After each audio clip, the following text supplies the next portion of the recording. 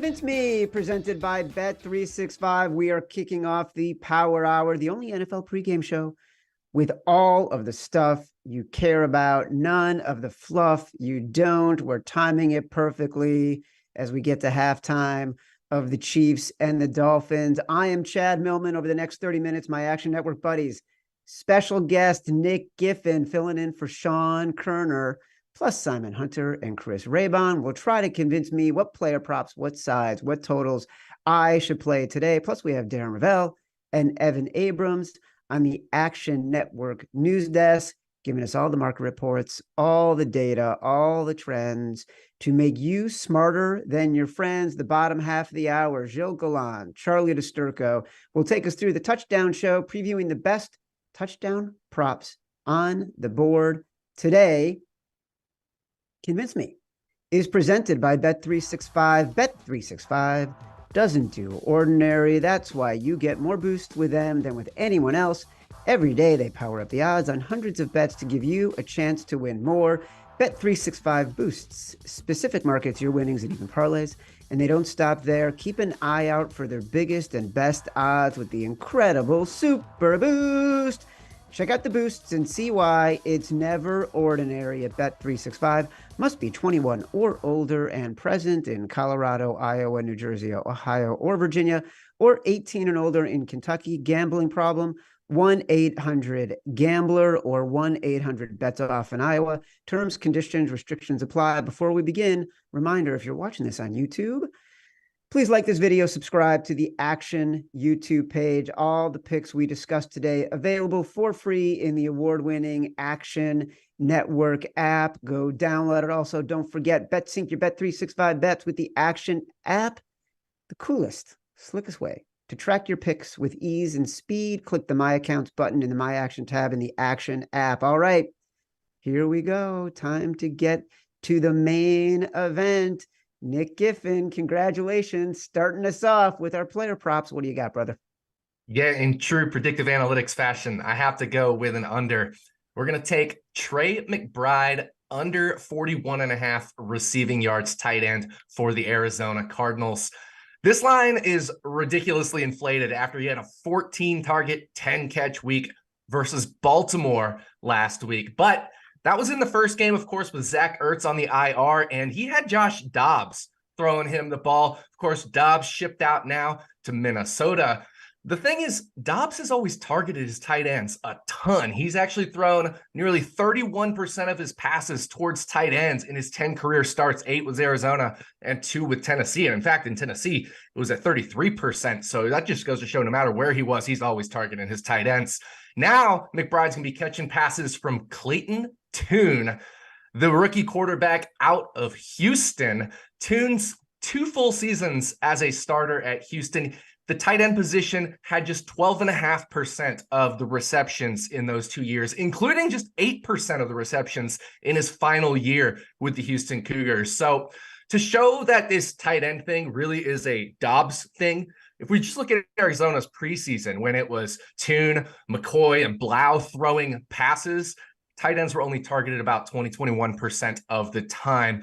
And now Tune goes from facing preseason defenses to the Cleveland Browns, the #1 defense against the tight end position this year in the pass game. They're #2 in DVOA, but they're #1 in terms of fewest pass attempts, targets allowed towards the tight end position, which is why only 1 tight end has even cleared this line this year. That was Mark Andrews, a divisional rival, going 5 for 80 from a quarterback named Lamar Jackson, not Clayton Tune. So, if we look at the other tight ends that face the Browns, they've combined for 53 receiving yards over 6 games. That's just 8.3 yards per game. That includes guys like George Kittle, Chig Okonkwo, Pat Freiermuth. So I have this median at 34 yards, and I'm trying to be a little generous with this projection as well. I got it staying under 62% of the time.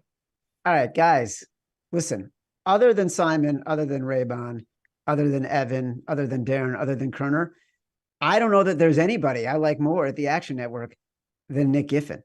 And he just delivered a great soliloquy on taking Trey McBride under. I liked everything about it except for Clayton Tune and throwing to tight ends at Houston, where I don't even know if they put tight ends on the field at Houston, but everything else Totally spot on. And I also like that you're trying to steal Raybon's thunder and taking a no-name under. Simon, what do you got? This is how locked in I am, Chad. I didn't even know McBride was the backup tight end to this team. So I am too also on a fade of this Arizona team. That we talked about the spread earlier in the week. The spread was 7.5. It is up to 13.5. And I can't give out that number. So I was like, how can I fade this Arizona team while getting a good number? Clayton Tune, the man just talked about by Nick here, making his first start. It's really throwing the lamb to the lions. It's horrible. I can't, like, I watched this kid's college tape too. Sure, he can throw the ball down there in Houston. This is a total different beast. I can't believe they're actually doing this. And maybe Kyler's just not healthy and they just want to save his body for another game that's not going to be against his defensive line and the Panthers. But Clayton too, under passing yards, just too high. Like anything above 150, I was going to bet the under on. The fact that it's 164 and it's dropping at a lot of books. I mean, it's still just dropping. It doesn't make sense. I don't know where they're getting their projections from, why they had it up so high. Maybe they think he'll be behind, and that's why he'll be throwing. I just don't see it. I see a team that if they get down 14-0, they're just kind of laying the ball. They'll run it twice. Maybe they'll throw it on 3rd and long, and that'll kind of be the game plan here in Arizona. It just feels like this is a loss on their schedule. The fact that Watson's back as well, that's a big deal for the Browns here. So I love anything above 150. The fact you can still get above 150 to me is a good play. So Clayton 2 under passing yards. Yeah, a lot of fading Arizona going on right now. And credit to that coaching staff. They had this team playing hard and they just don't have the personnel. This line was at 8. And then the news about Deshaun Watson and the news about Clayton Tune has moved the line up to 12.5. For those of us who got it at 8, I don't even see it as a middle opportunity. Like there's no way I'm betting the other side of this number. So it's hard to argue with either of those. But Raybon hasn't gone yet. And who knows who he's going to pull out of his fancy action hat. Raybon, go for it.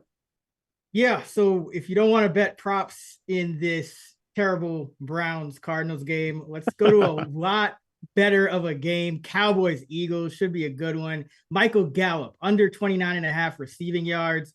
He's only topped 24 receiving yards in 2 of his 7 games, and that's while running a route 79% of the time. Well, Mike McCarthy said he went and looked over some things over the bye, and they came out, and Michael Gallup only ran a route on 51% of the dropbacks coming out of the bye. Jalen Tolbert was almost splitting snaps with him. And, it wasn't just because of the blowout, because, CeeDee Lamb, Brandon Cooks, they had their normal amount of snaps. So I think Michael Gallup has seen a little bit of a demotion. And now you're facing a Philadelphia Eagles defense that they play more man than average. And Gallup sees a 25% drop off in his yards per route run versus man coverage compared to zone. So he's under a yard per route against man coverage. So, even if he's not usually getting 30 plus routes anyway, which he would pretty much need to clear this number. So I think this is a great bet. Michael Gallup under 29.5 receiving yards.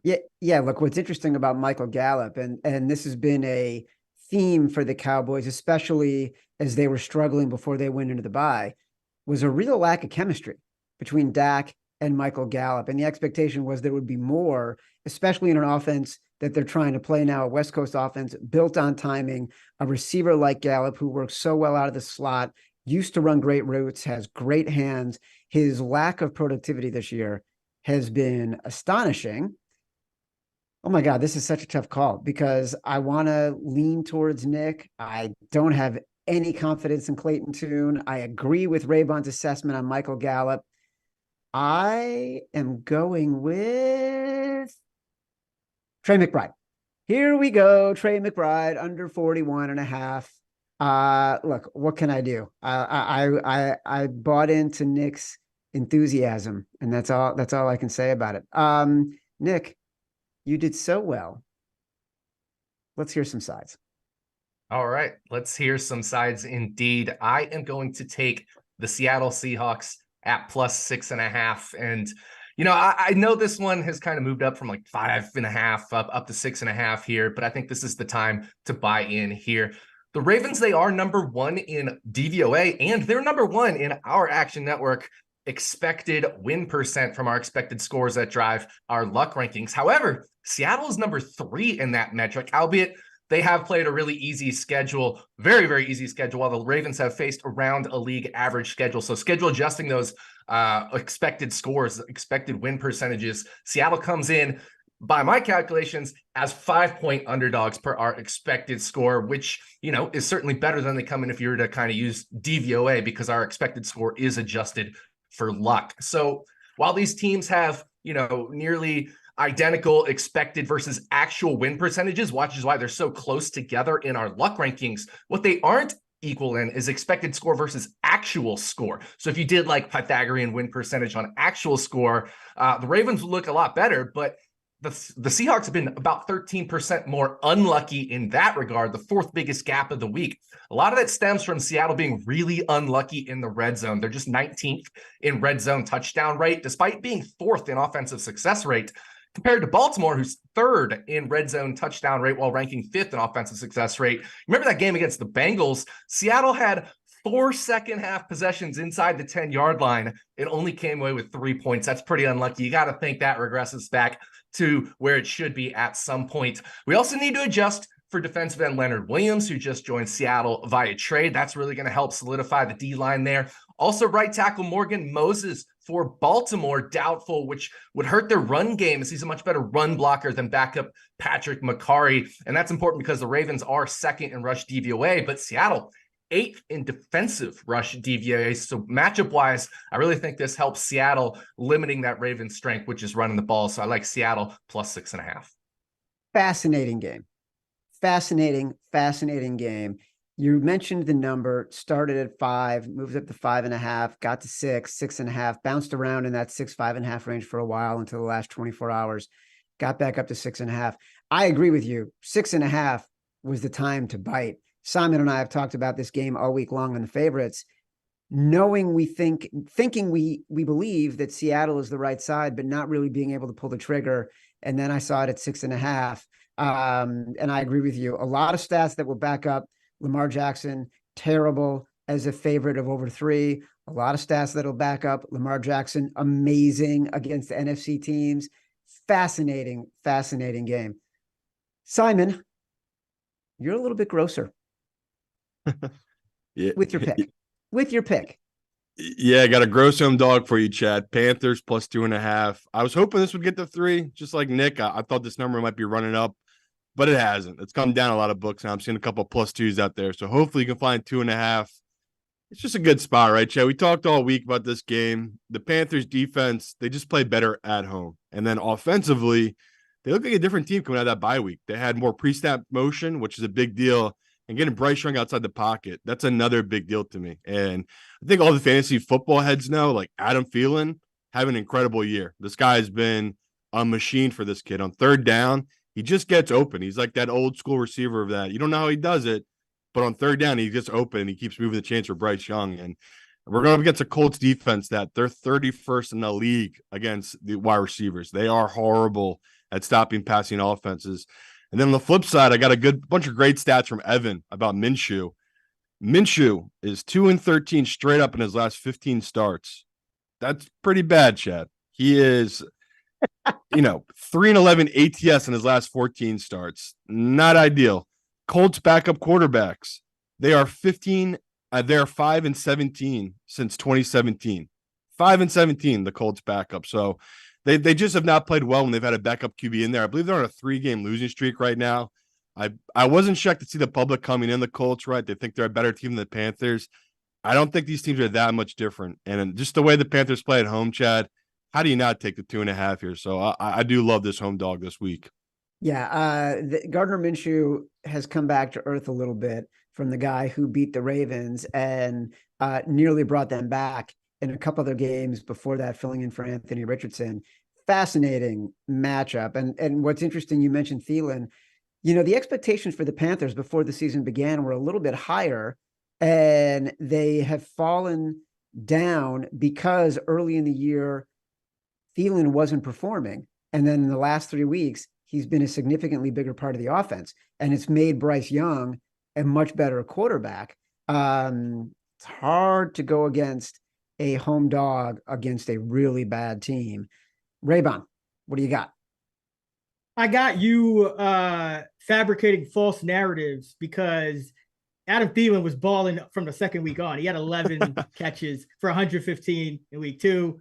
Yeah, 11 catches for 100 plus in week 3. So I don't know what that was about, but just so you don't take my pick, I just Classic want people to Raybon, by the know way. that you're just fabricating narratives about whatever you want. Classic Raybon. To just Hey, come classic after me. Chad, just Not even fabricating. his segment, not even his pick. Hey, man, when I hear something wrong, I just got to make sure the people are informed with the right information. I But know it. Your nobody.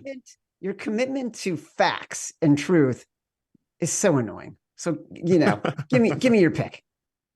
Hey, nobody's getting uglier than this because we're going Jaren Hall and the Minnesota Vikings plus 3.5 at the Atlanta Falcons. So you have Jaren Hall for this Vikings team, and you have a backup quarterback for the Falcons as well, and Taylor Heineke, who led the league in turnover-worthy play rate last year. So he's just as likely to have a disaster play as Jaren Hall.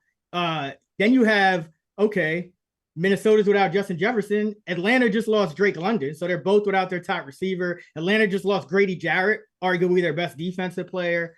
Minnesota only allows 3.5 yards per carry, so they could stop the run. And Hall has the better team around him. Minnesota's 15th in overall DVOA. They're above average team. Atlanta's 25th, so they're bottom 8 team. And this is the spot that you want to fade this Arthur Smith coach team. They're 6-14 against the spread at home, 40%, 3-8 as home favorites. And when you have these low scoring games, like a total of 38 or below, and you have an underdog on the road, those are hitting 62% because it's just hard, to cover this. So anything over a field goal, I think you got to take this Minnesota team. I wouldn't be surprised if they won outright because there's really not much difference between the two teams, even though you've never really seen Hall play. It's just he's got the better supporting cast, but I think Heineke's actually more likely to turn the ball over. So give me the Vikings plus 3.5.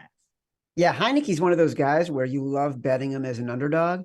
You hate betting him as a favorite because you never know when that crucial interception is going to come. And it's great when he's balling out, trying to come back, and it kills you when he does that as a favorite. Wow. These are 3 games, all really tough. I'm going with Carolina. I just like the way they've been playing. I like the adjustments they've made since the bye. I agree. I don't think Atlanta is the right side in this game either. I like Seattle, but I'm going with Carolina. Carolina on my mind. Darren, I know you can sing.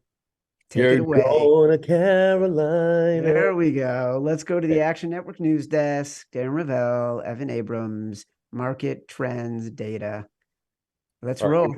Everyone bet the Chiefs, and that was the most bet game. Obviously, that's what's going on right now. So we throw out the Europe games. Next 2 most bet games: Bills, Bengals, Cowboys, Eagles. Feel like that's obvious. Most bet team: Bengals minus 1.5. They got all the momentum. And since 2020, the Cincinnati Bengals are the best against the spread, 64% cover. Eagles minus 3 is the second most here. Most bet overs. We had the Chiefs game. That's going to be a little bit hairy if the Dolphins can't score. Bills, Bengals, 49.5. Cowboys, Eagles, 47. Most bet unders: Rams, Packers, Giants, Raiders, Cardinals, Browns. Just a whole bunch of ugly, disgusting teams. Most bet outright: Cowboys plus 130 and Rams plus 140. It's hard to say when someone's an underdog when the percentage of time you should win because it's not 50%. But the Rams are 9-19 as an underdog in the last 5 years. And most bet props, I put Breece Hall in there. I know the Jets are not playing today. Jonathan Taylor over 64.5 rushing yards last 2 games. He's done that. And Aiden O'Connell, this is a gross. Aiden O'Connell under 0.5 interceptions. I thought he was still playing with Purdue. Plus 115. He has 1 TD and 2 interceptions on the year. Someone's got to explain that prop to me and how that gets to be popular. I have no idea. Ev? Talking to town, it's just unders. So that's where we're starting today, and that's where we got to go. So since 1990, best under win percentage by season, 2023, 2022, 2021, in that order. It has been a wild stretch. If you would have bet $100 on every under in the last 3 years, you'd be up over $5 grand. It's been wild. Good. 'Cause Wow. I have. And even this season, the average total is 43.7. That would be the lowest since 2011. Just this week, the average total, 41.7.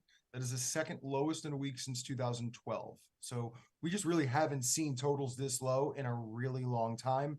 And then specifically night unders, which is something people have been betting a lot. 20-7 this year, 60-29 since the start of last year. Just been a wild stretch. Another trend that's kind of fun is road trips have been really bad for teams in the NFL recently. So road team and then road again, road trips, 43-70 straight up last 2 seasons, 38%. Now I looked back between 2003 and 2021. Before that stretch, it was 46%. So that's minus 8% over the last 2 seasons. Hasn't been a good run. That's the Rams, Vikings, Bucks, and Bears today. And then we go into the Cowboys, and our producer Gifford talked about this a little earlier before we got on, but Dak Prescott versus the NFC East. Now, that's just not today because he played the Giants next week, and then they play Washington in 2 weeks after that. So good stretch coming up. He's 28-7 straight up, 25-10 against the spread. That is third best of any quarterback over the last 20 years. And it's also fifth best straight up NFL history. So Dak's been really good versus his own division. And then finally, the trivia. Now, there's 2 answers to this. One's super easy. One takes a little bit more thought. So Deshaun Watson is minus 13 against the Cardinals today. He joins only 2 other Browns quarterbacks to be a double-digit favorite in the last 20 years. Who are the other 2 quarterbacks? Darren, Chad. One's easy. Derek Anderson and Baker Mayfield. Holy mackerel. Baker Wow. Mayfield was. I was going to say. Did I get it? Nailed it. Derek Anderson was the harder one. Wow. Chad Millman. Congratulations. Oh my God. That was really well done. I Swear to God, I did not look it up in advance. I looked at it in the script as you were giving your stats. And I thought, at first I was thinking, I know there's a guy after Tim Couch who had a run. What was his name? He went to Oregon. He played in Carolina. Like I saw everything except his name. And then as you asked the question, I remembered his name. We're going to have to play this back on Happy Hour this week because those guys cannot answer a trivia question for the life of them. That was extremely under pressure on live. Evan, I'm not going to say anything about Chad, but next time, please, just give it to our producer and just don't put it in the rundown at all. I'm not saying anything about Chad, but just next week, That's pretty good though. Just make sure that we don't put it in the rundown. Thank you. Don't be jealous. Don't be jealous. I had Baker, but I knew that was easy. Convince Me is presented by Bet365. Bet365 doesn't do ordinary. That's why you get more boost with them than with anyone else. Every day, they power up the odds on hundreds of bets to give you a chance to win more. Bet365 boosts specific markets, your winnings, and even parlays. They don't stop there. Keep an eye out for their biggest and best odds with the incredible Super Boost.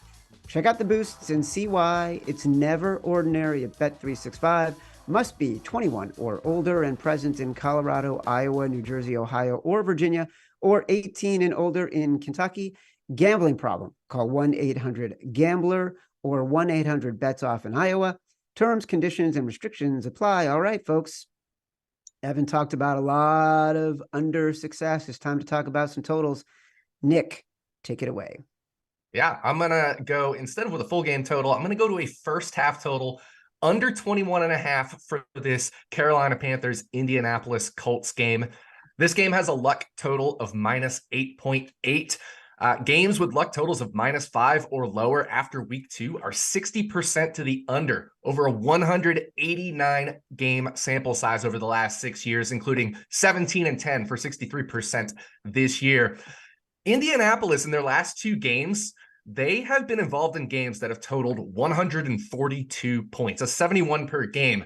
But, that's the perfect time to sell high when, you think, oh, Gardner Minshew's quarterback, and all of a sudden these games are going over. First of all, Gardner Minshew's not controlling the defense. Second of all, these 142 points are 42 above expected. These games have only had 100 expected points scored combined, so 50 per game. So, we got to sell high here. Also looking at the pace splits, these two teams combined for 5.5 seconds per play slower in the first half than their full game averages. Specifically 7.1 seconds per play slower prior to the first half 2-minute warning. Now, I know, of course, they're trailing a lot in the second half, but even if you adjust for that, they still play much slower in the first half. Another fun trend, first drives in the NFL result in touchdowns at a high percentage, 24% compared to 21% on all other drives. However, these two teams have the opposite trend. Indy and Carolina first drives have combined for just 13% touchdown rate, just over 13% so far this year, compared to about 20.5% on these two teams, all other drives. And of course, I have to get a ref stat in here for you, Chad. We got Bill Vinovich as the ref. His unders are 5-2 this year and 60% all time in games. He's been the head official over a 146 game sample size. He's called the fewest penalties per game in each of the last 3 years. So I think that allows the clock to run a lot more than a bunch of times when you get a stoppage, you have a chance to reset and you're able to, kind of snap the play off a little bit quicker. So I really like the first half under in this Carolina-Indianapolis game. Nick, not only are you running samples, running data sets, running simulations, thinking about the luck rankings, hosting Bet What Happens Live, one of my favorite shows in the Action Network portfolio, you're also studying enough to convince me to pander to the host and give me some ref stats. Exactly. That's impressive. Simon, what do you got?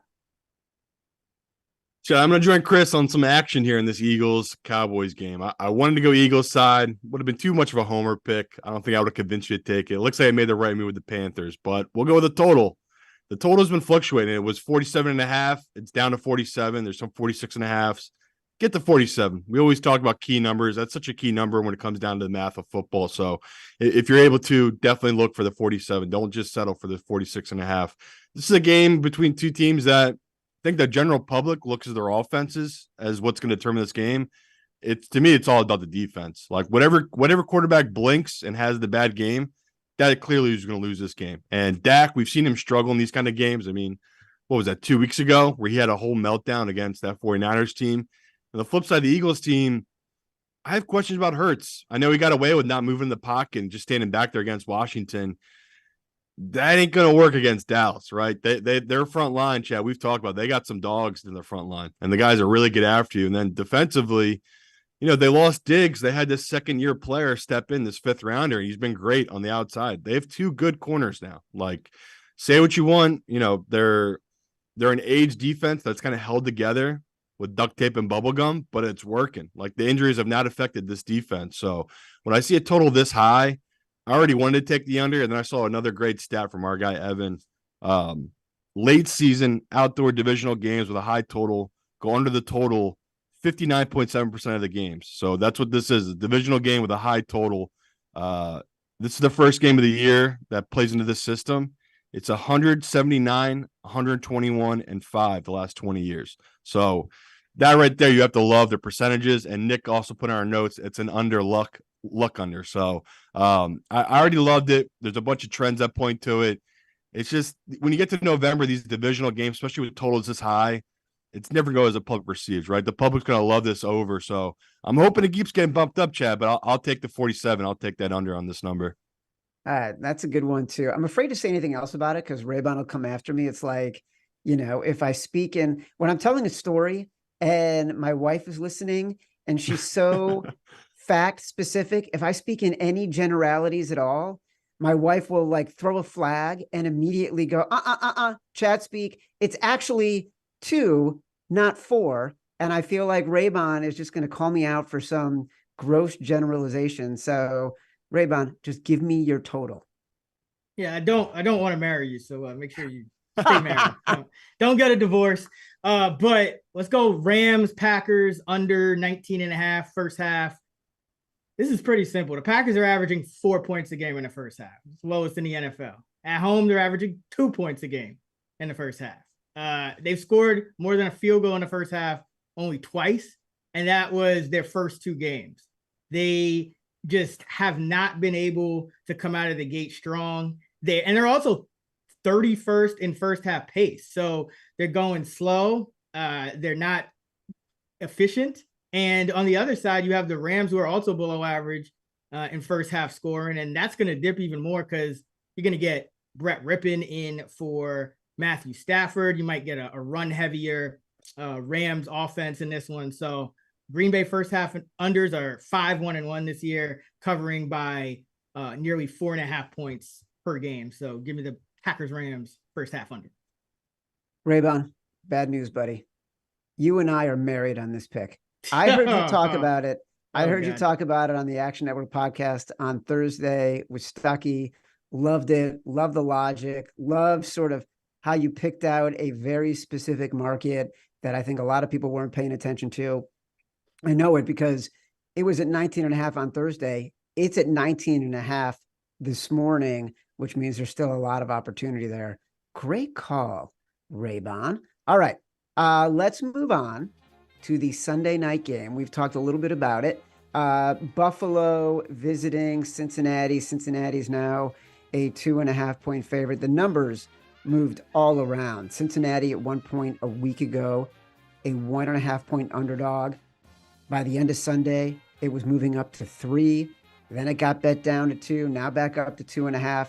Bets and money both on the Bengals right now. Let's get your best bets in. Nick, start me up.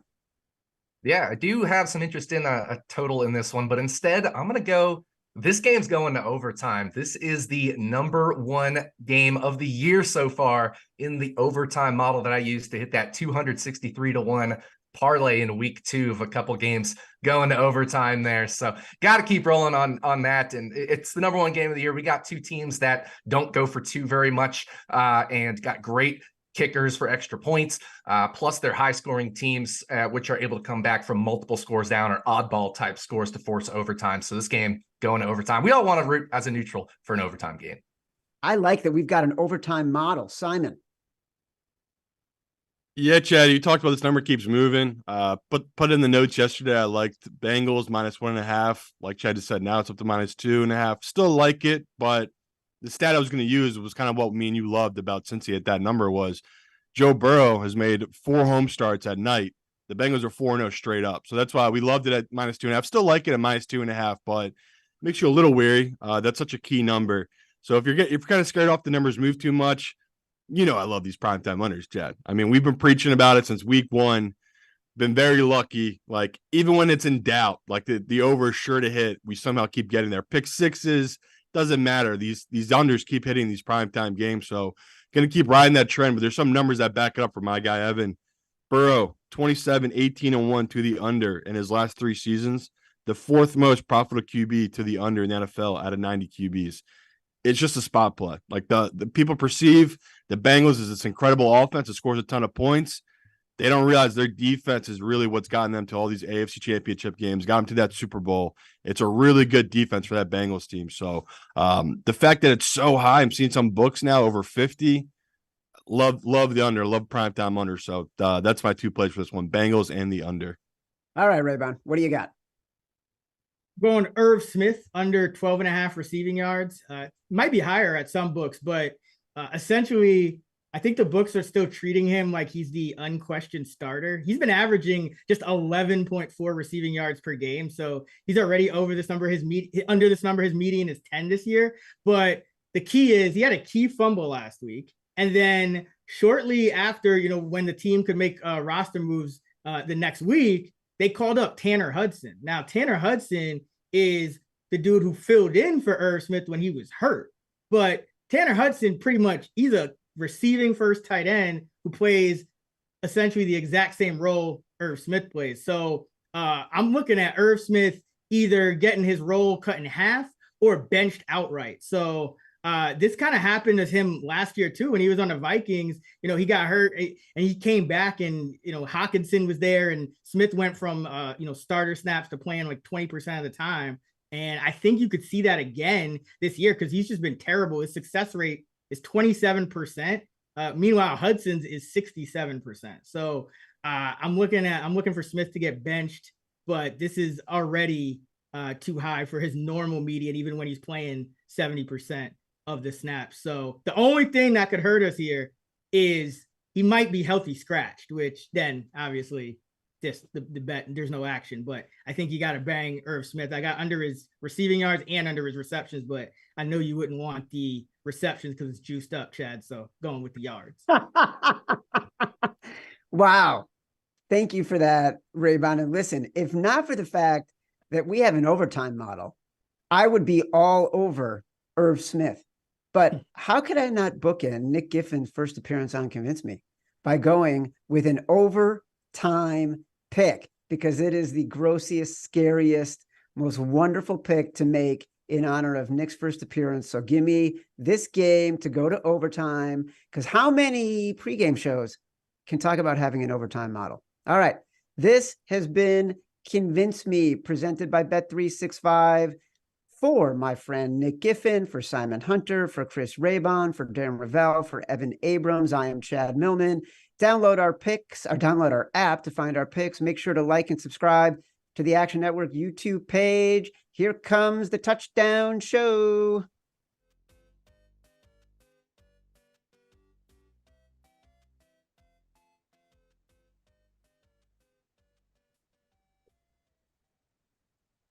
Thank you, Chad, and the whole Convince Me crew, and welcome to week 9 of the Touchdown Show on the Action Network, presented by Bet365. I'm Gilles Gallant. I'm joined every week with my co-host, Charlie Disturco. B-Matt, who's normally with us, he's off this week. You can still find all of his picks in the Action app. Now, Charlie, we had a pretty decent show last week. You and B-Matt got on the board early with Breece Hall. I got Marquise Brown late. And we're halfway through the season now, and for us as a show, we're up about 4 units on the year. Could be a little bit better. We've got some bad luck here or there. We've got some good luck as well. But the reason why I say that is because scoring continues to be down across the league. So to be able to hit some touchdown bets when scoring is down, I think is still pretty impressive. But one game I think we're going to see a lot of points tonight, Charlie, is Bills-Bengals for Sunday Night Football. You see a total right now at 50.5. But this primetime under trend kind of hangs over the games right now with the way that scoring is going. So do you think we're going to see a little bit of a shootout, or will this primetime under trend continue for this matchup? Yeah, no, I think it's a shootout. I mean, Fade Rovell is the under in this one. So that's one reason to just go over here. But I just think that these two defenses have clear issues, and the offenses are two of the best in football. Joe Burrow finally looks healthy. So we'll break down why some of the guys that we're targeting for this matchup. I think it's going to be a high scoring game. I think it's going to be the best, arguably the best that we've got. And yeah, it's a repeat match from the AFC divisional round last year. So there's a little bit of bad blood maybe between the two teams. I think a lot of offense is in store. Yeah, absolutely. And I think with that game, we're going to talk about that one a little bit later, but I think Eagles Cowboys as well is going to be another matchup where we're going to see quite a bit of points. Again, NFC East, there's going to be some bad blood there, but from a touchdown score perspective, you're already starting to see guys like Brandon Cooks or, maybe even Devontae Smith. Some of their odds are starting to drop down now as we get closer to kickoff. All right, so here's how the show's going to go. We're each going to have 4 picks. We're going to start off with our favorite best bets, and then we're going to kick it up a notch. We'll get some spicy long shots going. And then, of course, make sure to stick around till the end of the show because we're going to give out our special anytime touchdown boosted parlay from Bet365. No gimmicks, just some boosted odds on some good players.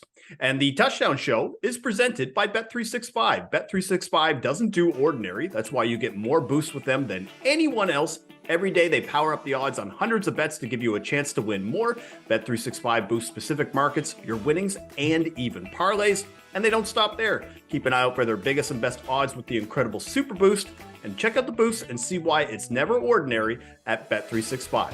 21 plus only, or 18 plus in Kentucky and present in Colorado, Iowa, Kentucky, New Jersey, Ohio, Virginia. Gambling problem? Call 1-800-GAMBLER in Colorado, Kentucky, New Jersey, Ohio, Virginia, or 1-800-BETS-OFF in Iowa. Terms and conditions and restrictions apply. All right, Charlie, let's get started. Let's immediately go to Browns Cardinals. I'm going to get us started with a running back that I think is probably a top 5 back in the NFL right now with the way that he's playing, and that's Kareem Hunt. I grabbed it at plus 185, and he has scored 4 touchdowns in the last 3 games, 9 red zone carries since he's come to the Browns. That's more than Jerome Ford and Pierre Strong combined. Also, Kareem Hunt has played 2 less games. We've also seen this offense, Charlie, under Kevin Stefanski. Hunt has had a lot of success in this scheme. Cleveland leads the NFL in rush attempts per game at 34.4. Deshaun Watson coming back with a bum shoulder. I can't imagine he's going to throw it a lot. And the Cardinals, they've given up the 3rd most touchdowns to running backs this year. They're 31st in DVOA to running backs. They're 21st in DVOA as well to pass catching running backs as well.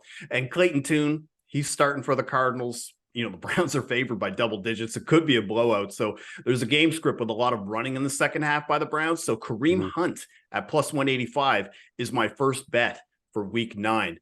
Now, Charlie, we talk a lot about the squeaky wheel theory with touchdown scores. And sometimes it works and sometimes it doesn't. But this guy, I think, is probably the squeakiest wheel in the NFL. Tell us who you were betting for your best bet for week 9. Yeah, so you mentioned a little bit of bad luck that we've had in store. I had Davante Adams a couple weeks ago against the Bears. He off his fingertips. I'm like, no, but this time I look at the number here and I could see as high as plus 200 in the market. I took him at plus 195, and I love Davante Adams here in this matchup against the Giants secondary. You mentioned the squeaky wheel theory.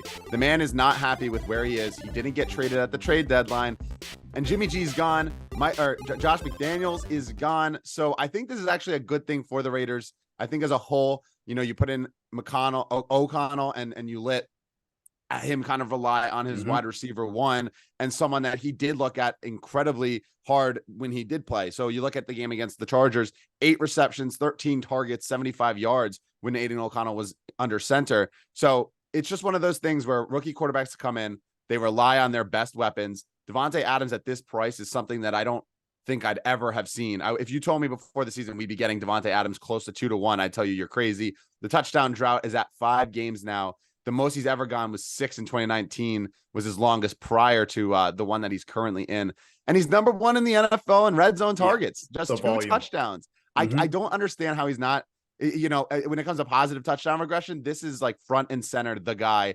He has just 2 touchdowns despite having, you know, close to 15, 16 red zone targets. So he's the guy I'm going for against this Giants secondary that's, you know, right around league average.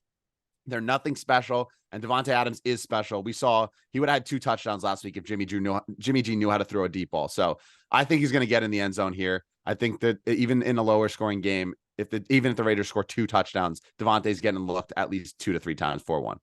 Yeah, I don't want to give too much praise to Derek Carr, but Davante Adams had 10 touchdowns in 10 games last year with Derek Carr at quarterback. And again, I know he throws a decent deep ball, but he is still very troubling in the red zone. And the fact that Davante Adams only has 2 touchdowns through 9 games is a crime against football. Like, it's just kind of annoying that the fact that we're now seeing probably the highest touchdown odds we have seen for Davante since probably his first couple of years in Green Bay. Like, you know, so that, which is a long time ago. And considering he leads the NFL in touchdowns over the last 3 years, you know, definitely a positive touchdown regression candidate. Yeah. All right, let's kick it up a notch, Charlie, because you were looking at Davante Adams, but now another wide receiver you're looking at for the Colts. Who do we like?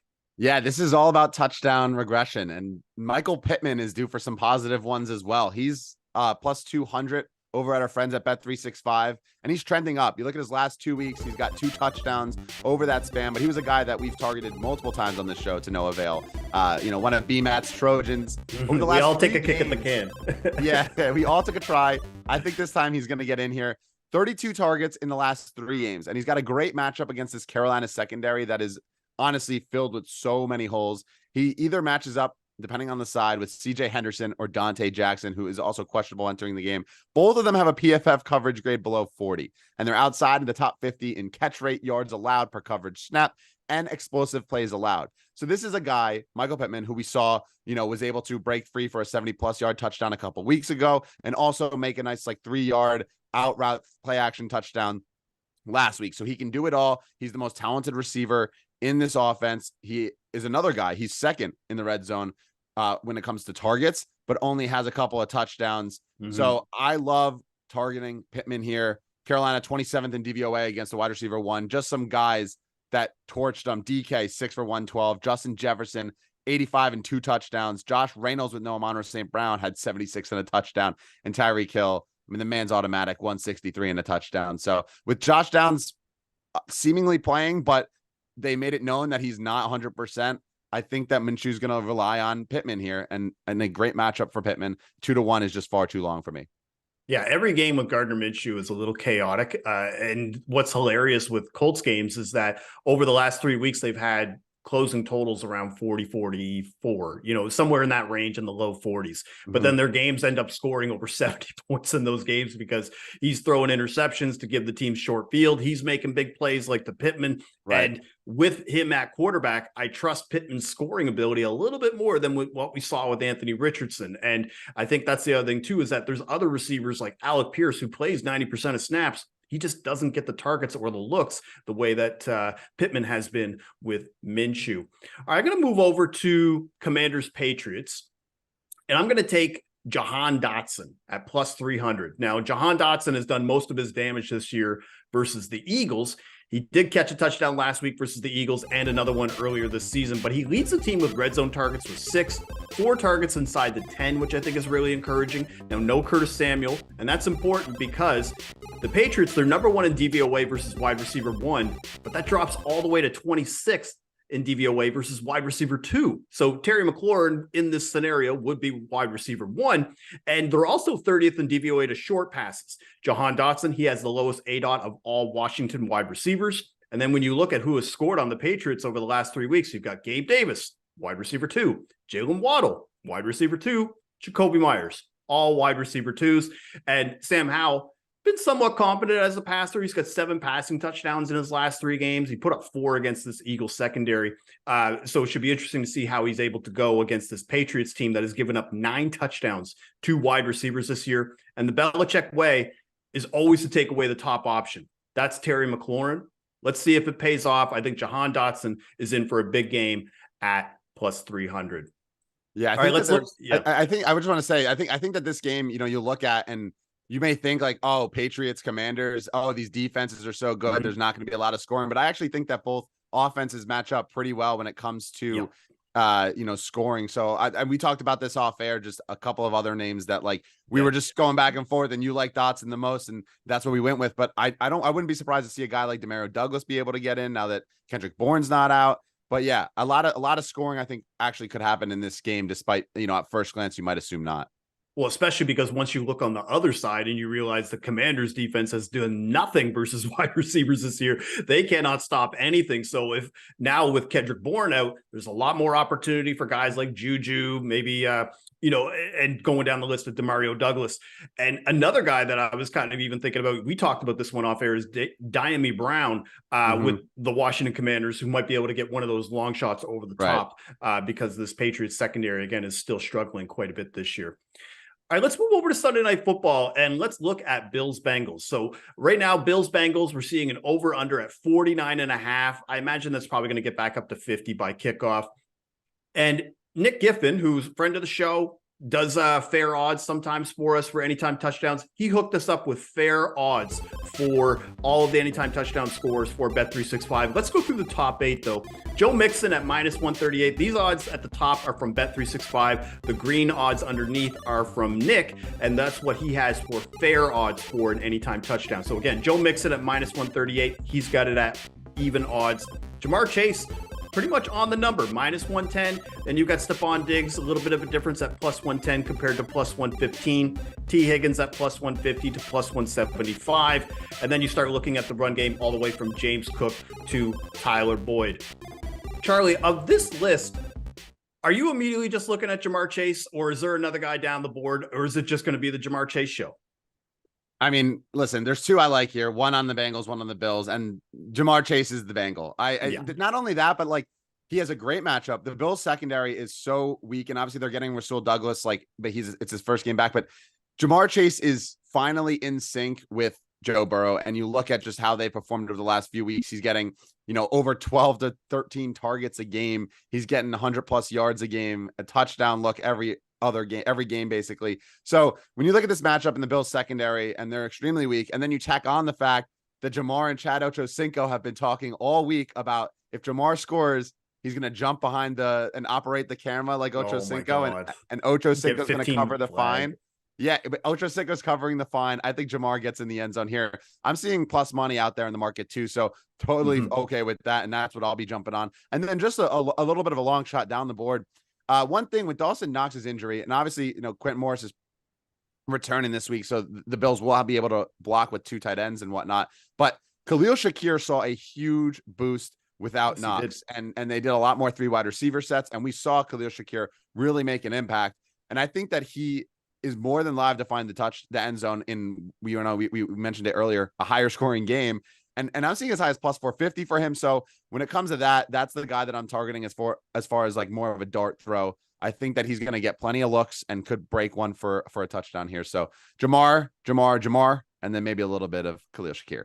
Sure. And for me, it's got to be Dalton Kincaid. He's around plus 240. I know that the odds aren't as fair for what Nick has, but for me, the Bengals, they really struggle versus tight ends. They're 29th in DVOA versus tight ends. They've given up 4 touchdowns to the position. And you're seeing Kincaid now take on more of a receiver role since Dawson Knox is out. And for anybody who follows me and knows what I do with Dawson Knox, the golden rule was always I would take Knox when he's over plus 200. Well, there is no Dawson Knox now. Kincaid is there, and he's over plus 200, so he's going to take the torch for me in that spot. But for the Bengals, I really like Tyler Boyd.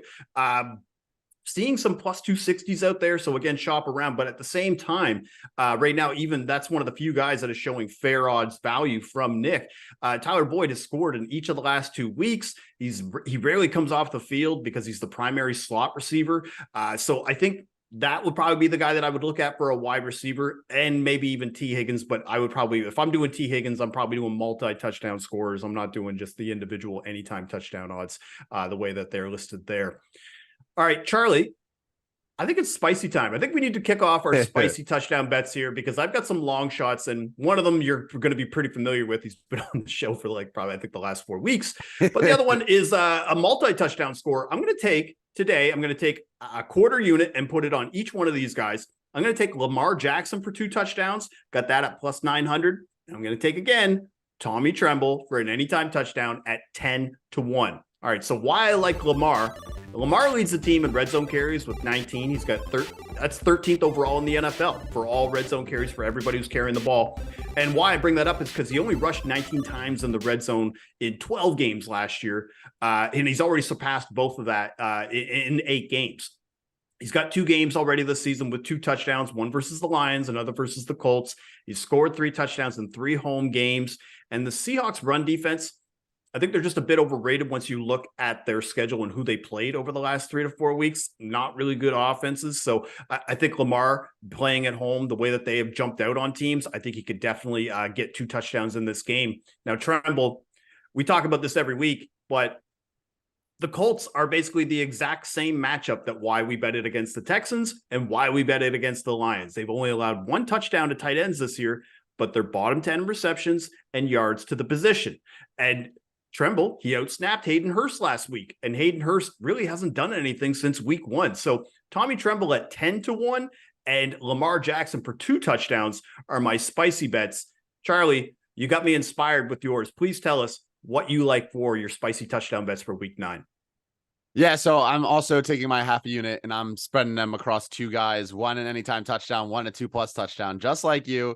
But I'm actually targeting CJ Stroud at plus 700 to find the end zone, and then Mike Evans to get 2+ touchdowns at 14-1. Now, quickly with Stroud, you look at Stroud and there's no Dameon Pierce for Houston. So that means that there's red zone carries to be had. We saw last week he was able to punch one in. We saw Andrew Beck was able to punch one in. And Stroud gets he doesn't get as much compliments for his athleticism. He is able to scramble from the pocket. He's had a 10+ yard rush in 4 of 7 games this season. So without Dameon Pierce, I think we could see a little bit more of an RPO when Devin Singletary's in the backfield. Even Mike Boone, that probably helps the RPO game a little bit more too with the passing threat that he is. But I think this is a good matchup against a Bucs defense that struggles to contain quarterbacks. 4 rushing touchdowns over the last 6 games. Now, mind you, like we saw last week with Allen, and then there's the guys like Justin Fields and Jalen Hurts that, Jalen Hurts gets the tush push in. But I think Stroud is able to do something similar here. If they get inside the 5, even 10 yard line, I wouldn't be surprised to see him roll out and punch one in. And then Evans, Now, this is one that I've kind of really gotten into and really do enjoy. Houston's 24th in passing DVOA, 28th against the deep ball. And we know Mike Evans, his money shot is that deep ball. Like, that is what he loves to do. He loves to go deep and he loves to go one-on-one. And Baker Mayfield is not afraid to air it out. Now, is Baker Mayfield the most accurate quarterback? No. But Mike Evans, he goes and gets the ball. We saw him be able to get a touchdown off a helmet last week. You look at his just numbers this year, he is a touchdown machine. 5 touchdowns in 7 games. He has yet to have a multi-touchdown game. You look last year, he scored in just 3 games, but had 2+ in 2 of those 3 games. And then in 2021, the year before that, he scored 2+ in 4 of 9 regular season games. So he's a multi-touchdown scorer. He scores in bunches. It hasn't come this year, but I think this is a great matchup and another game that, you know, you look at the quarterbacks, you look at Baker, Stroud, you might not think it's a bit of a high scoring game, but I think there's going to be plenty of deep shots taken. I think the ball's going to be able to move across the field. And Evans, I think, is in a smash matchup here. So I am not afraid to, I like his anytime touchdown odds, and I like his 2+ even more at 14-1 as my long shot. For sure. And I think one of the things that I love, first off, I'm inspired because I love quarterback touchdown bets. So Stroud already, you're preaching to the choir here. One of the things though about Mike Evans is that 3 of those touchdowns are from 20 yards or more, and that's second behind Tyreek Hill as the most touchdowns of 20 yards or more. So again, 28th in DVO against the deep ball. We've already seen Baker Mayfield prefers to throw to him. So again, I love the look by Mike Evans, Stroud as well. So those are our spicy bets. He's on Stroud anytime touchdown and Mike Evans 2 touchdowns. And again, I'm also on Tommy Tremble and Lamar Jackson for 2 touchdowns. So those are our bets. But now let's look at a special anytime touchdown boosted parlay from Bet365. That's right. The boost is loose. So the 2 players that we are taking today for an anytime touchdown parlay, we're going to start off with Alvin Kamara, and we're going to pair him with Bijan Robinson. So originally that parlay was around plus 285. Bet365, they did us a solid, boosted it up to plus 320. Charlie, why we got to get with Kamara here? 44 targets in just 5 games. He's got 3 touchdowns already. And the Bears, they've allowed the most catches and touchdowns to running backs this year. So this is a matchup just made for Alvin Kamara, and they're 30th in DVOA to pass catching running backs. As for Bijan, this is a chance to shine with a competent quarterback. This is more of a cap of no more Desmond Ridder. The fact that we have Taylor Heineke, who can actually complete a pass. Now maybe teams won't be stacking 8 players in the box. He scored last week playing at home against a Vikings team that's not really great at stopping the run. Likely going to struggle because they're starting a backup quarterback in Jaron Hall. So Bijan Robinson and Alvin Kamara, I think, is a solid pairing for week 9. What are you thinking about this parlay?